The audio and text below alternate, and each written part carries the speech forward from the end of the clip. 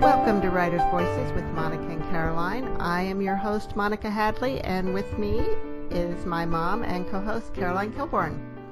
And hello, everyone. I hope you're having a good day today.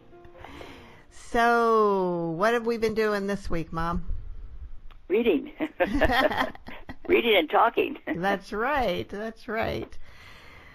You want to introduce our guest today? Yes, I'd love to do that. Tammy Lynne Stoner's work has been selected for more than a dozen anthologies and literary journals. She was nominated for a Million Writers Award and earned her MFA from Antioch University. Stemming from what her grandmother calls her gypsy blood, she has lived in 15 cities, working as a biscuit maker, a medical experimentee, a forklift operator, my goodness, a gas station attendant, and a college instructor, among other odd jobs. She's the creator of Dottie's Magic Pockets and the publisher of Gertrude Literary Journal, based in Portland, Oregon, where she lives with her lady friend Karina and their 3 kids. And this book is entitled Sugarland, and it's a very interesting story. I'm sure that our audience will enjoy hearing her tell about it and why she wrote it, and they'll want to read it. Wow. Well, welcome to Writer's Voices, Tammy. Thank you so much. Thanks for having me. And do you go by Tammy Lynne or just Tammy? Well, it depends. If you're angry at me, you can call me Tammy Lynne. But otherwise, I typically just go by Tammy. Mm-hmm. Now, Sugarland is set in Texas.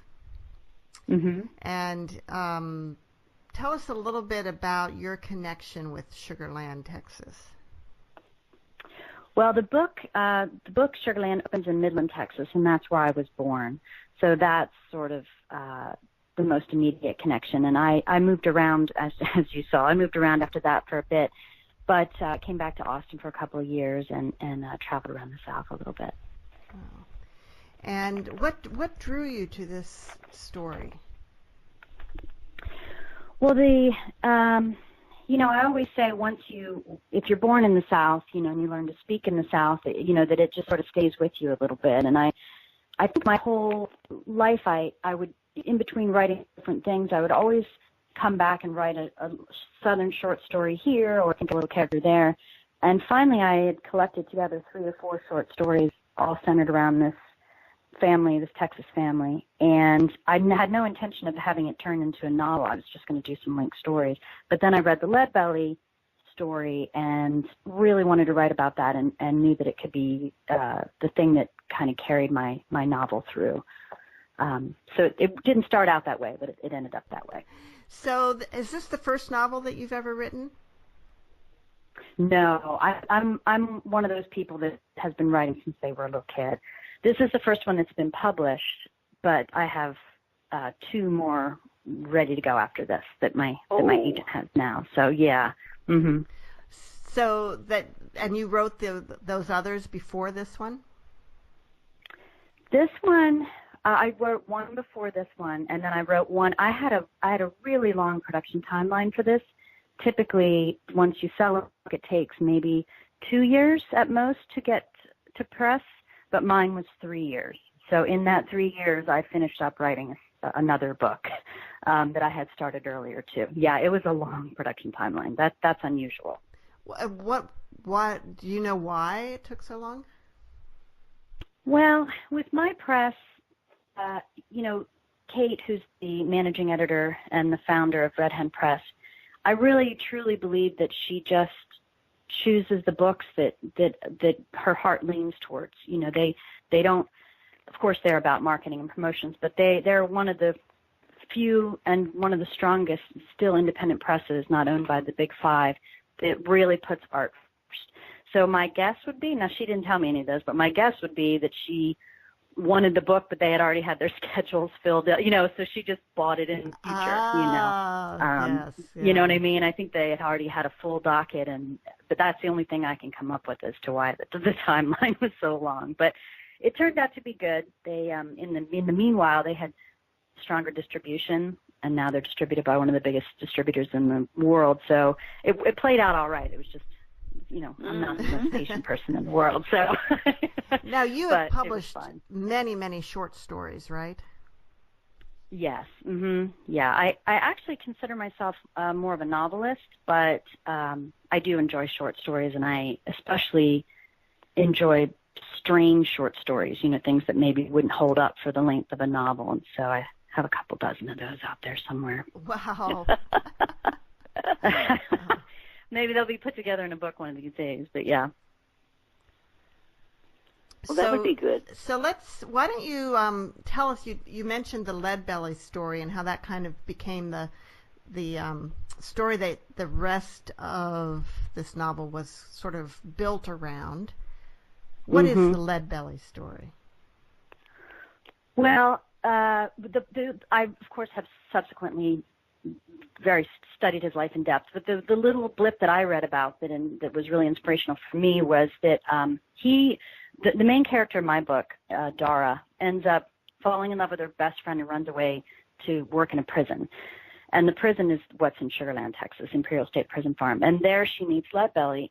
And the true story is that Leadbelly was incarcerated at the Imperial State Prison Farm in the 1920s, and the warden had given him a guitar, and he would play 12-string guitar around the plantation, around the fields, and use it to make life a little less horrible and to keep people a little bit calmer. And on Sundays, he would play for the guards, and the governor ended up coming to hear him play. And on one of these Sundays, he sang a song asking the governor of Texas to pardon him, and the governor did. So I thought that was just, I hadn't even thought of such a thing as being possible, especially today in the way we operate, to have a governor just stroll into a prison one day and have a prisoner sing for a pardon and get it. So when I heard that, you can't let something like that go. So I used that as my main character, Dara had witnessed this, and then when Leadbelly left, Leadbelly said, I'm getting out, you have to get out too. So she used that as sort of the inspiration to leave her own prisons of sorts. Wow. And now Dara was white. That's right. She was 19 years old from Midland, Texas, and just working in the prison. She was free to come and go, in other words, but she just didn't feel as if she wanted to. I think she felt safer in the prison where certain expectations were met, and she could sort of hide away in there. Yeah, hiding away from herself, really. Yeah. Because you mentioned, she fell in love with her best friend, another woman. This was something that was really not acceptable in the community. Really not acceptable, and not even a thing. It wasn't. I don't even know if she would have known the words to use to even describe it. It wasn't like people were discussing homosexuality openly, or it was a topic of conversation, certainly in Midland. So I think it was beyond what we can even understand. There was just sort of this burial of the whole topic. It just never got a life. So she was very terrified about these possibilities, and it was very real. There was quite a bit of violence against people that were found out, and so her fears were legitimate. Well, so she overheard that caused her to run away. Yeah, she overheard some police officers talking about what they had done, right? So she knew that. Yeah, there was some violence against some women who had come into the town, and by the sheriff, who was her cousin Earl, and one of the other sheriffs, and I had worked at The Advocate and Out magazines a long time ago, which were some gay rights magazines, and we would get letters all the time sent in from things like this happening in modern times. I mean, I worked there, I think, 15 years ago, so we would get letters in about these sorts of things happening, and there was documentation over time about these things happening, and then the threat being, okay, well, if you tell anybody, then we'll out you, and you'll be fired, and you'll be, kicked out of the church and kicked out of your house. And so it was a really very real and present threat that she felt. Right. So how did you research? I mean, is there much written, much available to learn about being gay in the 1920s in a small, in a rural area? There's some, but not as much. I mean, obviously the focus at the time was the flappers. It was when you try to research anything about the 20s, 30s, and 40s, it tends to come back to the bigger movements. But there were still, the Boston marriages. There were still the spinsters. There were still possibilities of having this life, but it was very dangerous and very isolating and very uncommon. Maybe when you're older, it might be more common for women to live together after their husbands died, or, these sorts of things, which is actually what ended up happening towards the end of the book. And that was a very acceptable thing to happen. But to have young people get together and declare that they're going to live together and stay together, that was not going to happen. How did the character of Dara develop in your mind? Oh, that's an interesting question. This is one of those books where, I'm sure y'all have heard this before, where sometimes people will struggle with writing a character and what to do. This just really just wrote itself. I just sat there, and it just sort of wrote itself. So I watched her evolve as it just sort of came out. And then about halfway in, I started to see it more along that she was traveling along the same lines as our country had when it came to sort of the gay rights movement in a way. She went from the dangerous spots into, in 1968 is when the novel ends, and she at that point is open with her family and, is in love with somebody, and and that was just 6 months before the Stonewall riots that happened in New York, that a lot of people mark as the beginning of the gay rights movement. So her self-acceptance followed along the lines of culturally how accepting people had become. So that's why I had chosen to end it right before the Stonewall riots. But other than that, it really just came about quite organically, sort of just a natural movement, really. I didn't pre-plan a whole. There was so much about the history, so much research, so much I had to do historically, that I just sort of placed her within this house that I built, and then there she grew. So I didn't really plan too much of her. When you started, when you got this concept, this idea of building the story around the prison, and did you know like where it was going to start, where it was going to end, or was really the setting all that you started with? Well, I had these short stories, like I said, so I did have some movement in mind. I already knew that there'd be a child. I already knew what the child's name would be. The short stories provided me a lot of history of what these characters were going to be. But I didn't really, aside from knowing that I wanted to end it in 1968, it wasn't, I outlined everything according to history. More than character. There were just some things I really wanted to hit: the Depression, a lot of the Civil Rights Movement marks, Leadbelly's life, of course, because he doesn't play a huge part after he leaves the prison in 1924, and then she leaves the prison a little while later. So she visits him before he dies, but his presence is felt throughout the book. But I had a little bit more free reign. After he left, I didn't have to worry quite so much about adhering to a historical time frame, because he was the one that was driving that. So my main thing after that was just to hit a lot of the points. Why don't you tell us a little bit more about Leadbelly? Because not everybody even knows who he is and what he accomplished in his lifetime. That's true. Well, Leadbelly was raised on a farm that had been a plantation, and a lot of folks assume, because he's known for traveling around the red light districts and playing the blues and hanging out with seedy types and always getting in bar fights and really violent behavior and just everything that goes with it, domestic violence, everything that goes with it. So people assume, I think, that Leadbelly had come from some impoverished circumstances or some kind of broken family because of the way he lived his life. But the truth is that he came from a pretty loving family, and actually his father had taken some money from selling part of his farm and had gone to try to bribe the warden to get his son out of prison. And I think that was maybe when the guitar thing came into play. But so he had a decent upbringing, but just really wanted to play music, and so that sent him into the red light districts and the whorehouses and all this sort of thing.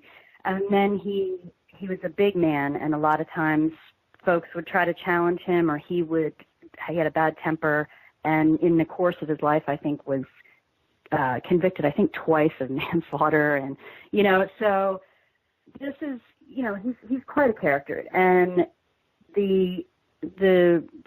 this is all the stuff that went into him singing the blues. And he would sing it in prisons, and then he got the nickname, and then he left. And he was recorded, the Lomax recordings, he was recorded in prison and then discovered, taken up to New York, started playing the circuit, got some level of fame, but couldn't really go past it, hung out with, Woody Guthrie and all this. And then it wasn't really until towards the end of his life when other people started recording his songs that they went on to make millions and millions of dollars off of the Leadbelly songs. I think the most popular one is Midnight Special. I think it's probably the one. But the thing was, of course, that the folk song era then came into being, and all those folk song groups, right. And that perpetuated his songs too. And people really, really loved the music, really loved it. But it was the same, the same thing that happens. The African American songwriter, the songs are taken and re-recorded, and then make a lot more money than he ever saw in his lifetime, for sure. Mm-hmm. Yeah. Mom, I remember you singing Midnight Special. Well, that's possible. Yeah. Mom taught folk guitar back in the 60s. And yeah. And that's funny. Actually, the Midnight Special is the name of the train that would come past the Imperial State Prison Farm, and if it shined on you, then there was a superstitious belief that you would be released from prison. Yeah, so that's what that. Like, the Midnight Special, shine your light on me. Yeah, that Midnight that's Special, shine your ever loving light on me. Yeah, I remember that. Right. And so that was actually set at the Imperial State Prison Farm because of the name of the train that would come in. Oh, wow. Gosh, oh, wow. History. Interesting. Yeah, how did you learn that story pretty fascinating. About him being released from prison by the governor? How did I come across the story? Yeah, how did you come across that? I think it was, I think it was like a PBS thing or a bio. I can't really remember how I did, but luckily, after I did, a book, I believe the book is called Midnight Special, was re-released, and it was a book on Leadbelly's life, so I managed to get a copy of that and read that, and that led me to Tiamba Jess's poetry collection, and it just sort of blossomed from there and led me all around, calling historical societies in Texas, microfilm and articles from the 20s and, the whole business. So, but I was very fortunate from a timing perspective that the book that really gave me a lot of information about Leadbelly had just been re-released. Aha. Now, Dora. Yeah, and that really started it. As a white woman working in this prison, was that unusual for that time? Oh, yeah. I think so. I think there are a couple of things I put it in the back of the book there that, I took some creative license on. I really don't think, honestly, she may have been able to work and given the white prisoners food, but the likelihood of that happening back then would have been probably pretty uncommon, especially because there weren't a lot of loss at that point from the wars and whatnot, where they needed to have that in. But it could have happened possibly for the white prisoners, but it's highly unlikely that she would have served the black inmates. The black inmates did a lot of work in the fields, and they were really had to work a lot of long hours. And, that's right. Yeah. So it was. Yeah, the field work, the hard work was done by them. Yeah, mm-hmm. That's right. Okay, now we all know that there were different rules for police, especially when it came to Negroes, and then you found out that Dara found out that there were also different rules for these other people, like she thought she was. Do you believe that there's still a second set of rules for people in authority today? Oh, I would say I do. I mean, it's coming out more and more video, and I think we don't want to think that way. I think we don't want to believe that. And we have got military in my family and police officers in my family, and I have the utmost respect. But I do think that there is, once you give anybody any kind of power, sometimes you're going to run into the issue of having that power be abused. For sure, I do believe that there are too many videos and too much evidence now coming forth to say that there isn't a second set of rules. I think from an African American perspective, certainly. I don't know how much of that's true in the gay community any longer.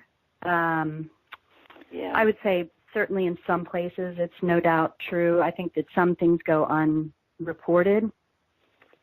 Well, the perfect example, I guess, which is a macabre way, but is Jeffrey Dahmer, the serial killer. When one of the people he was like literally in the process of killing escaped and ran down the street, but he had been drugged and was, half naked and drugged and clearly out of his mind, and got some police officers and was trying to say, look, this guy's trying to kill me. And Jeffrey Dahmer comes up and says, oh no, this is just my lover. We're just having a little spat. And the police officer, they just sort of make, light of it or a little bit of fun of it and send this guy back, who then of course is killed. But that would not be that would not be in many cases the ordinary response if it was like a heterosexual situation and a half-naked drugged woman came out and was talking about her husband. Typically, you wouldn't send her back to him. So I think that there are these little ways that things are still not equal, but I don't think it's anything the way it used to be. Well, I'm sure that it varies in different parts of the country too. Oh, for sure. For sure. And different levels of experience. A lot of it's just, kind of a get to know your neighbor. You really need to get to know people and stop judging people by stereotypes that you hear and all that, and then of course combine it with power and secrecy and a difficult high pressure job and all these kinds of things, and stuff's bound to happen for sure. But there's a saying that power corrupts and absolute power corrupts absolutely. Mm-hmm. We've seen that all through history, Mm-hmm. And so. You're listening to Writers' Voices with Monica and Caroline, and our guest today is Tammy Lynne Stoner, author of Sugarland. And Tammy, the warden at this prison is a pretty decent guy. In fact, he's the one who hires Dara because he wants to give women a chance to work inside the prison. Was he modeled after anyone in particular? They did have a warden at the time that had real good things to say about historically, but I didn't know that until after I had already written this warden. So it wasn't really based. It just lucked out that way. It wasn't really based on anyone there, but there was a progressive strain in Texas at the time that was it was a real thing. So I did want to have some representation and not have it just be these caricatures of the old South. There was some level of progress being made, so I wanted someone to represent that. Wow. Well, I must say that the romantic turn that the book took surprised me. Yeah. Well, I guess we can just say it. Yeah, I guess. So Dara leaves the prison when the warden asks her to marry him, and she agrees. And I don't know. I think that probably happens all the time. Still does. He's a good man. He's a good human being. And he had two children that didn't have a mom, and she was getting to be where she wasn't going to be able to have kids. She was going to be a little too old, and she didn't really want to necessarily. And I just think it was a very nice marriage. It was. It was. Yeah, it was very sweet, and I did want to show that there are different spectrum levels and everything in sexuality and the way people approach it. And I don't think that there would be anybody that would have said anything wrong about that marriage. Just it was probably very pleasant and very friendly, more than some other kinds of marriages. But there's nothing wrong with that. Well, I think it seemed like the warden really loved her. Yeah, he did. Yeah, he wasn't just for sure marrying did. her to get a mother for his kids. He really he loved her and respected her and had loved her. You know, you could see once you know it and you go back, you know, through the book, if you ever read it again, then you'll see a little bit more, like some little signs early on that, he was attracted to her and really cared about her and did love her very much. And, you know, sometimes that happens too, where you have a marriage that the one person's love is almost enough to make up a little bit of the difference on the other side. Right. And she respected him and was very fond of him. Oh, yeah. And in the end, she loved him very deeply. Yeah. Yeah, but I think it took her by surprise when he proposed. Yeah, it took her. She had no thought whatsoever of him in that way at all. But I think that's just one of those moments in your life where I think for her, literally, her thought was, do I stay in this prison for the rest of my life, or do I, you know, keep true to my promise that I made to Lead Belly to get out? And if this is the way, then, you know, let's do it. Now, when Dara went to the prison, she was running away from the circumstance, her friend whom she was in love with, who wanted to brave everything and be together, and continued to want to do that despite the fact that how dangerous it was for them to do that. Was it? And I kept wanting Dara to relent a little bit, and she cut herself off completely. Yeah, that was, and what's funny is, and of course then as I'm writing it and later as I'm reading back through it, that's sort of the history actually of me with the person that I'm with now. When we were in college, she was my first girlfriend, I was her first girlfriend, this whole thing. And I was ready to, and no one was going to really approve of this, especially my parents, but I was just ready to just go for it. Let's just, it was 1991 or something, and I was like, let's just do this. And she absolutely would not. And so, and that literally how I said, listen, and that's when I was living in Philadelphia, and I said, I'm leaving, I'm moving to Austin. You come with me, or don't, but this is crazy making, and so, and she didn't come. And then we didn't speak for years. And then we came back into talking and everything, maybe 5 years after that, and stayed in touch, and then got back together again 10, 15 years ago. And now we have little twins and an older boy, and, and got married and everything. And so, but it was very much that story for me. And this was in 1991. I mean, I can't even imagine what it would have been like in 1923.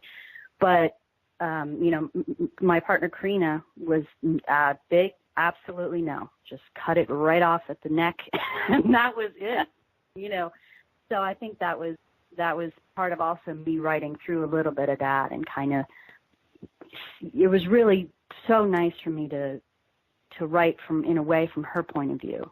To write her as Dara, to really develop that understanding and that sympathy about how hard it really, really was for her, to come to terms with all this. I mean, it took forever, really, in my mind.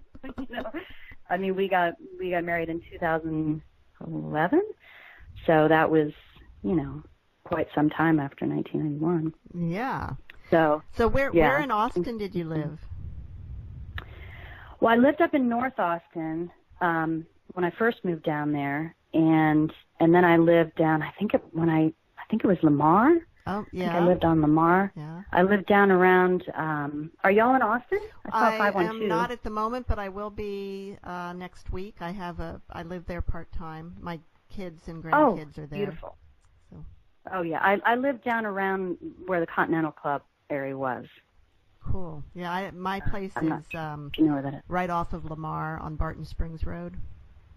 Oh yeah, I was close down to there. Yeah. Yeah. It's a great city. It's a great city. Yeah, it is. It's a great city. But Portland is too. Portland's very similar. Yes. Just, rainier. But rainier, not nearly but it's as very hot. similar. Not as hot. Although I'll tell you, it's getting there in the summertime sometimes. It's getting a little warm up here. Yeah, the global warming has changed the climate up here in the last 5 or 10 years. Wow. Well, Tammy, why don't you read a little bit from Sugarland so the audience can get a feel for the book. All right, let's see here. I picked a little 5 or 6 minute thing here, I think it is. So this is towards the end. So this chapter is called Pepto-Dismal. In 1954, I was visited by the cutest baby I ever saw. I wasn't a baby type, but this baby and I had a special bond right off. The father was a scrawny thing with his hair slicked two back on his skinny neck and a baseball cap pulled down so low she could barely see his face. The baby still had undecided blue eyes, so I had a feeling they might stay blue. The father didn't introduce himself. He just stepped up on my porch, me wondering if he had some kind of delivery, and with his eyes lowered, he gestured that I should take the baby. What on God's earth, I said. But I took her. I looked at her and I said, aren't you cute? Then I asked her, why'd your daddy bring you here? The father didn't make a move, so finally I said, you there, I think it's best you come take your child. When the father stepped up to take her back, he looked me dead in the eye. Those eyes looked familiar, eyes that were almost black. I looked up at him. There was something I recognized in the way this man stood. I'd noticed it walking up, his swagger. And that's when I got it. With all the blood rushing fast to my swollen feet, I saw that this man standing before me was my stepdaughter, the one I thought I'd lost to her wanderings around the country, Edna. Tip your cap back, I said with a little quiver. He did, and yep, it was her. Where had she been, I thought? Why is she dressing like a man? Is she in trouble with the law? A tumbleweed rolled around the empty space in my chest. It hurt, that spiky thing inside my ribs, and made it impossible to speak. I just sat there as my stepdaughter turned with the baby and walked back down the gravel road that had led up to my double wide. I watched her go, thinking I must be wrong, but knowing as a mother, even a second mother does, that I wasn't wrong, that that was her. Still too stunned to talk or move, I stayed where I was and I thought it through. Edna wasn't the sort to be in trouble with the law. Miss Debbie, her older sister, maybe, but not Edna. She was far too logical for all that. So why was she trying to be a man? My mind played out a montage of memories, all the times that added up to now. Her wanting to play baseball, not softball. Her refusing to cross her legs or carry a purse. Her always playing with the boys. That birthday party, she'd wanted the boys to come, but I didn't allow it. I even caught her one strap in a scarf tied around her breast before she went out. She explained to me that it was because they played rough and she just didn't want to get injured. And at the time, I was happy just not to have to worry about her with the boys like I did with her older sister, Miss Debbie. Then the big memory hit me, her prom.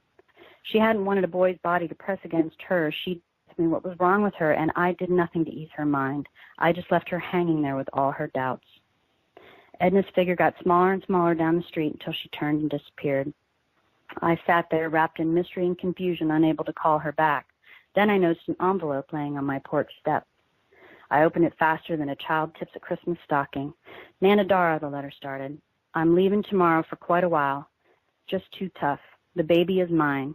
I wanted you to meet her since I know you and Miss Debbie are often on the outs, and Miss Debbie is going to adopt her and raise her. She'll be a great mom. That this baby came from me has to be kept a secret. She sure is sweet, though. I wanted her to have a good mom. I can't raise the baby and stay sane. I don't expect you to understand, but I hope that you will try. The thing my eyes settled on was that line, that this baby came from me has to be kept a secret. I cringed, knowing that secrets have a way of working themselves out of tight spots, of popping up somewhere else where the dirt is softer. Maybe since my secret didn't see the light of day all those years ago, I passed it along to this child, to Edna. I should have been honest and told people that once, back in 1923, I loved a girl who loved me back, and it changed everything. I should have told her that despite preferring the company of women, I didn't live a false life with her daddy. It was just like having hamburger when you want steak.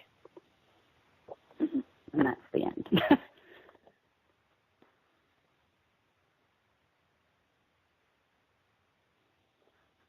I wondered why did they call it Sugarland, the prison? And I mean,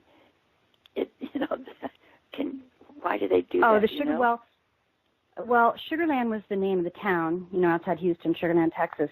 And it was called Sugarland because the Imperial Sugar people basically owned it and had such influence. And it was the Imperial State Prison Farm, which was an old sugar cane plantation owned by the Imperial Sugar people that became the prison. It was essentially still a plantation. I mean, really, you know, if you want to talk real frankly about it, it was a plantation. And they had the convicts working the fields the same as they had slave labor not too long before that.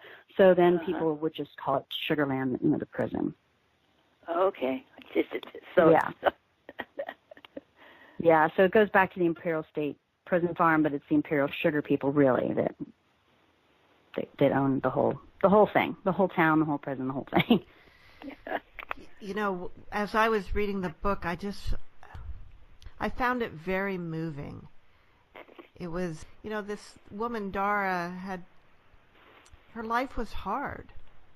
And yet she was able to, you know, with Leadbelly and then with the warden, make friends in this situation and actually have kind of a nice life too. And then with her stepchildren and her 2 stepdaughters and then eventually her granddaughter. And then eventually she found another woman as a companion. And so it had a uplifting, happy ending, but it was kind of hard to watch her go through the struggles. Yeah, you know, I think there was just so much isolation in her life, you know, which led to her having some interesting thoughts on things. You know, but she did get herself into quite some challenging situations, and it was just the way of the times then. You know, it was the time, you know, there were no domestic violence shelters, you know, there was no one to report any kind of sexual harassment at work to. It was a difficult time to be a woman for sure. And she really was there to represent a lot of that. But yeah, along the way she managed to make some really good friends. She had Beauregard in the kitchen and Leadbelly, and then she got married and she ended up getting a family, and then she falls in love with the local seamstress, and he was really a character and real fun. And then I just wanted the book to kind of lift as you go along, you know, and get funnier and funnier and lift it all away. So hopefully that's what happened. And then in the end, you know, she's in a real good space at the end. And I set out, come hell or high water, I was going to write a happy ending because none of my other work had a happy ending. And Karina was like, and one of my books ended in like a double suicide or something, and I'm like, but it was happy because they were together. And Karina's like, this is morbid. Oh. She was like, promise me your next book is going to be happy. I was like, okay. Now, and and I did want to have a story that was, you know, uplifting. Did you know that Edna was going to be transgender, or was that a surprise to you? You know, that was one of the little short stories.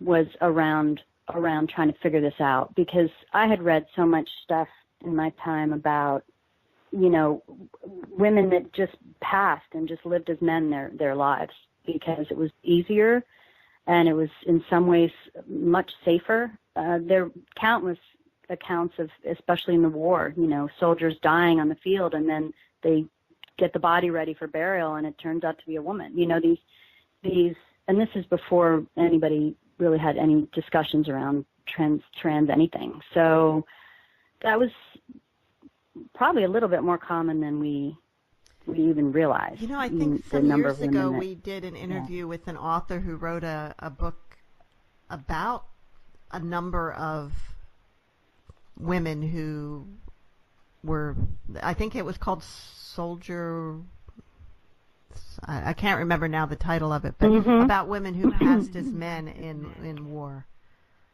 Yeah, it was a very common, not very common, but I think it's more common than people realize, this ability to pass. You know, it allowed you to, especially if you were gay, it allowed you to unquestionably have a girlfriend. It allowed you to do jobs that you would not be able to do. Back in these days, you know, you couldn't even get a bank account. You know, all of the things that women were unable to do, but suddenly the world's open to you. So I think it probably happened a bit more than folks realize. And I can understand that, you know, when there were so many limitations on women, that how how much better it would have been for someone in that who had those leanings to pass as a man. It's harder for me to understand now what drives somebody to want to be, because I feel like men and women can both do whatever they want and be whomever they want today. Yeah, I think it's definitely a different climate when it comes to rights. You know, I mean, we spend half our time in Switzerland, and it was funny because before me, Karina was married to a man, and this was, 25 years ago, but even then there were limitations on how much money she was allowed to remove from their bank account without his signature. And she couldn't close the account without his signature, but he could close it, and he could take out as much money as he wanted to. So there were still these little things in place even today, that are just mind-blowing. I don't think we can really appreciate how confining and how controlling and how difficult it would have been to have freedom as a woman in these times when you just could barely be allowed to work. So I would see it, if it was me, I would have seen that I would have seriously considered that as an option. You just have to move a little bit. The paperwork wasn't that difficult to forward yourself a new identity. I think, I don't know, that would have been tempting. Yeah. You're listening to Writers' Voices with Monica and Caroline, and our guest today is Tammy Lynne Stoner, author of Sugarland. Mom, did you have some questions? Well, I was wondering, did you intend for this to be a piece of literary fiction or historical fiction? That's a real common question. For sure, literary fiction, because the historical, although it's all historically accurate as best as I could research it, the real true meaty historical section is, again, it's just really that lead belly area, and then the rest of it, I kind of put him in a fictive world, so the rest of it's historically accurate but fictional. So I definitely think it's just literary fiction with a little genre twisting visit, like a little visit by a character. Yeah. But that did make it a little challenging at first to sell, because people didn't know how to market it or where to put it. And again, this is where Red Hen comes. Yeah, Red Hen is like, we don't care. We just love the book, and that was great. You don't have to fit into a pigeonhole. You don't. And honestly, in the past couple of years, they more and more they call it genre blending, I guess, or cross genre or whatever. But more and more is coming out and becoming very popular and not so confuddling to people in the bookstores. Now, in your bio, it said that you publish Gertrude. Can you tell me what that is? That's a literary journal that I was the fiction editor for a couple of years, and then I just took over as the publisher. And that's always really exciting, to be able to support new emerging and up-and-coming writers and offer a platform is, it's just a gift for me to be able to keep that going. Is it a nonprofit or a commercial enterprise? It's nonprofit. Yeah, we've been around for about 20, I think we're going on 21 here, and we just got our nonprofit status, I think, about a decade ago. So, yeah, we have full nonprofit status, and hopefully we'll expand a little bit more, but I don't see us ever being, going into becoming, a publishing house or anything. I mean, we're really happy just being a literary journal. I think it's a bit of a labor of love. We're all volunteer staff. And is it named after Gertrude Stein? No, everybody thinks that. It's so funny. The originator, Eric, I think he was just hanging out with his friends one day, and somebody started telling a story about their Aunt Gertrude or something. It was so random. And then I think they just liked the name. Everybody attributes it to Gertrude Stein, but it's not really anything quite so lofty. I think he just heard somebody talking about their aunt or something. But yeah, if people want to think that, that's fine. But. And is there certain types of stories that you publish? Well, we typically we call ourselves a queer literary journal, so we typically like to support that work, that up and coming work, especially because years and years ago, it was very challenging to get your work out there if you had gay characters, which just seems to be silly because it's just representing the stories themselves were different, had the same storylines as anybody else. It was just that the character happens to be not, a straight character. That was the only difference in a lot of these cases. But what would happen is you would have a journal select like their one gay story, and they would like check the box, like, okay, well, we have the gay story now, and the other 20 are not. So it was fine if you were that top one, but if you weren't, or you were trying to develop your voice or find your space, it was very challenging. So that's when the journal started, and has since been a place where a lot of people get their start, and then they go on to get publishing contracts or teaching, colleges and that sort of thing. But that's our main focus, is to be a platform for queer writing and art. And is it a print or online only? We just went online when I took over, actually. I took over about 2 years ago, and we went online because we can reach so many more people. I mean, we get letters from people from Africa and from Russia and Turkey and everything else. Gosh. Yeah, and and some of them are really moving. I mean, I published a story when I was the fiction editor, and we were just in print, from some small village in Africa, I can't even remember, and he wrote me a letter later and said that when he he was the only person in the village that was gay. And so when he then showed the journal to the other people in the village, they realized that, oh, wait, there are a lot of other people out in the world that are like you. It made people a little bit more accepting of him. And then it also gave him the strength. He moved to London and went to pursue being a writer. So sometimes these little placements can make a big difference in people's lives. So we went online to try to reach a wider global audience. And plus, it's just a lot easier. Doing the print journal is always, layout and cost and printing and mailing and all of this was a pretty time-consuming. So is it like a subscription to be able to read it online? No, it's free online. It's free online. Oh, no, Wow. Yeah, it's free online. Yeah, we're a nonprofit, so we work around trying to get grant support and stuff to make this free. And then we do chapbooks that are in print. So our chapbook winners all go into print, and then those are for sale, and we bring those to conferences and things like that. But yeah, the journal itself is free. Mm-hmm. And what's the website? It's GertrudePress.org. And you have a book club as well. We do. We just started a book club almost a year ago, and that was what our mission is to support people all along the way. So to support these new writers that are just sending their work out, to really be able to have a space that is perfect for them to send their work to. And then also we do a lot of book reviews and things so people that have their books out can get their books reviewed. And we have a pretty hearty email list, so we send out and support people as best we can, get a lot of traffic to the site and everything. And then we also have the Gertie Book Club, and that's subscription, and that's quarterly.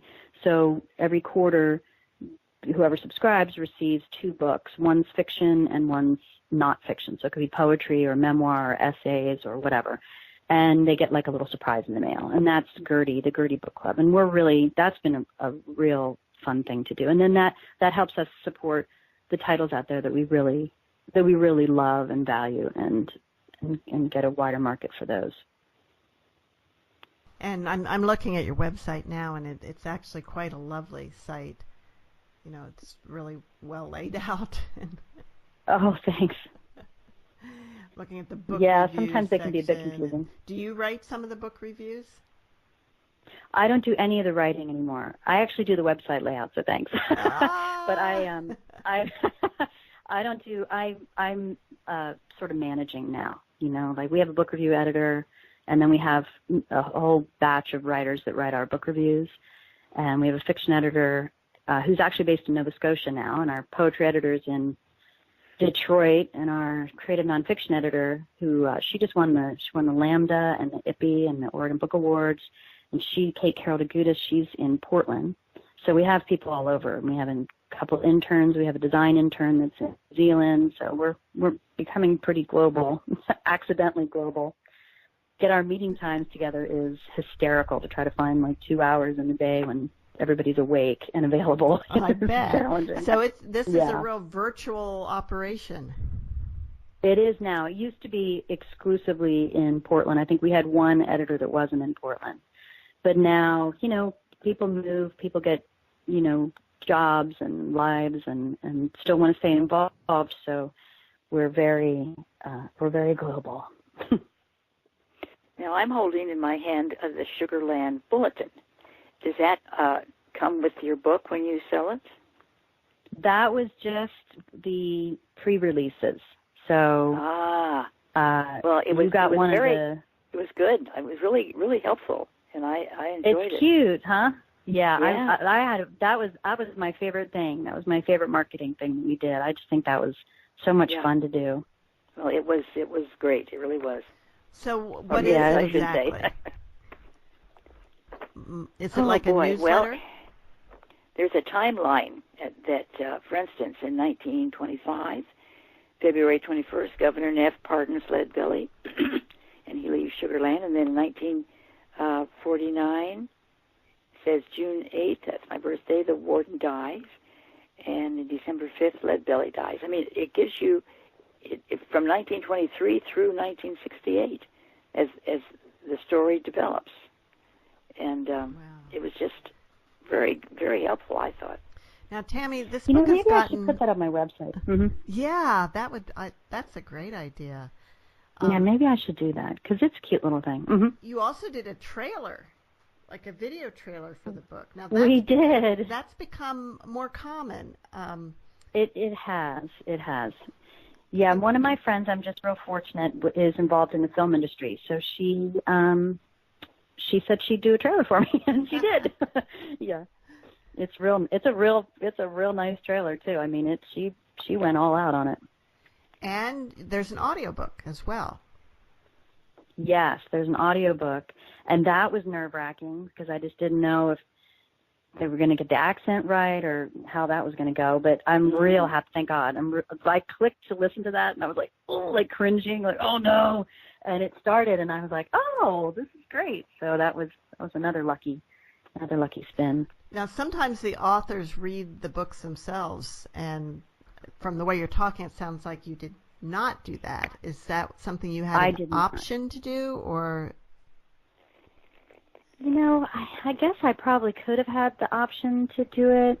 I would not have been the right person to do it. My accent's not. I mean, when I was a child, apparently it was so Southern that when we moved, no one could understand what I was saying. For a long time, I couldn't make any friends because nobody could understand me. But no, I get so nervous when I read. I can't even imagine the size into a studio. I think I would probably just get an ulcer by the time it was done. So I'm glad somebody else did it. Yeah. Wow.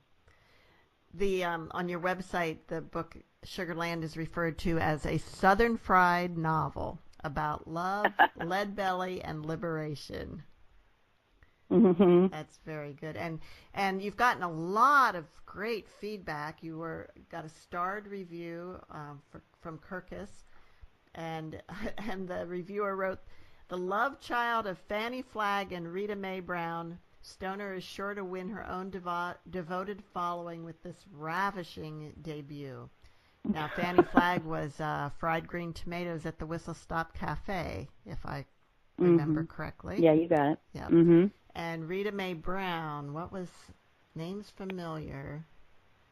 I think her big one that they're probably referencing is Jungle. Oh, what was it called? I was just looking at it. It was like 1973.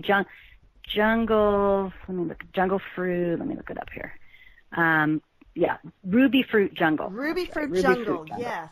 I from remember 1973. that. And yeah, that's a good one. I'm actually doing a list up. Somebody asked me to do a little roundup, and that's why I have it listed here because I have it to include on the list. I just loved that book.